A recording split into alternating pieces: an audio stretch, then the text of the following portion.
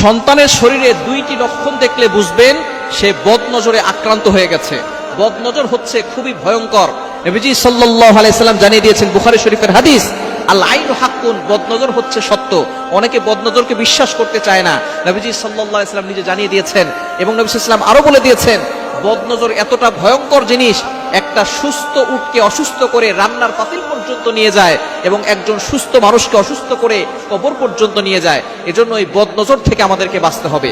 আপনার সন্তানের ভিতরে যদি দুইটি লক্ষণ দেখেন, মনে করবেন আপনার সন্তানের উপরে কেউ বদনজর দিয়েছে।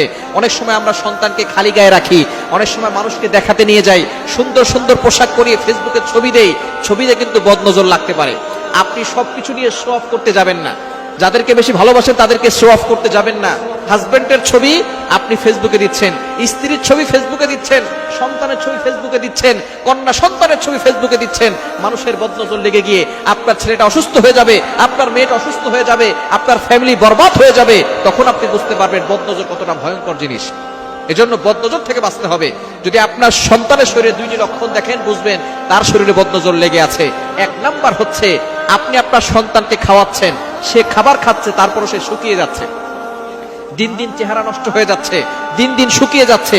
যদি এই লক্ষণ আপনার সন্তানের শরীরের ভিতরে থাকে, মনে করবেন কারো বদনজর আপনার সন্তানের উপরে লেগেছে। তখন কি করবেন আমি বলে দিচ্ছি। দ্বিতীয় নাম্বার হচ্ছে, যদি আপনি দেখেন যে আপনার সন্তান রাতের বেলা হঠাৎ করে কান্না করতেছে, জোরে আওয়াজ করে কান্না করতেছে, দিনের বেলা যে কোনো সময় কান্না করে, রাতের বেলা ঘুমানোর মাঝখানে কান্না করে উঠতেছে, এটা যদি দেখেন এই দুইটি লক্ষণ, শুকিয়ে যাচ্ছে, দিন দিন খাবার খাচ্ছে অথবা খাবারও খাচ্ছে না, দিন দিন শুকিয়ে যাচ্ছে, দ্বিতীয় নাম্বার হঠাৎ করে কান্না করতেছে, এই দুইটি লক্ষণ দেখলে বুঝবেন আপনার সন্তানের শরীরে কেউ বদনজর দিয়েছে। এই বদনজর থেকে বাঁচার জন্য কি করবেন? আপনি আয়াতুল কুরসি সূরা বাকারা 255 নম্বর আয়াত, 3 নম্বর পারার 1 নম্বর পৃষ্ঠার 9, 10, 11, 12, 13 নম্বর লাইন সূরা বাকারার 255 নম্বর আয়াতটি আপনি একবার পড়বেন। এরপরে আপনি সূরা কাফিরুন একবার, সূরা ইখলাস একবার, সূরা ফালাক একবার, সূরা নাস একবার পড়ে আপনার সন্তানকে ফু দিয়ে দিবেন। এবং আপনি এই বিষয়ে খেয়াল রাখবেন, যদি আপনার সন্তানকে কেউ দেখতে আসে, তাকে মাশাআল্লাহ বলতে বলবেন। বলেন মাশাআল্লাহ। যদি মাশাআল্লাহ না বলে, বলে যে খুব সুন্দর, ভালোই তো স্বাস্থ্য হয়েছে, এই ধরনের কথা বদনজর লেগে যেতে পারে। আপনার ঘরের ভিতরে কিছু লোক আছে যারা বলবে সন্তান তো ভালোই স্বাস্থ্যবান হয়েছে, খাওয়া দাওয়া তো ভালোই করতেছে, এই ধরনের কথায় দেখবেন বদনজর লেগে যায়। আস্তে আস্তে দেখবেন সন্তান খাওয়া দাওয়া বন্ধ করে দিছে, সন্তান শুকিয়ে যাচ্ছে। সুতরাং যেই আপনার সন্তানের প্রশংসা করবে, বলবেন মাশাআল্লাহ বলেন। যদি কেউ মাশাআল্লাহ না বলে, তাহলে আপনি লা হাওলা ওয়ালা কুওয়াতা ইল্লা বিল্লাহিল আলিয়্যিল আযীম পরে তাকে ফু দিয়ে দিবেন।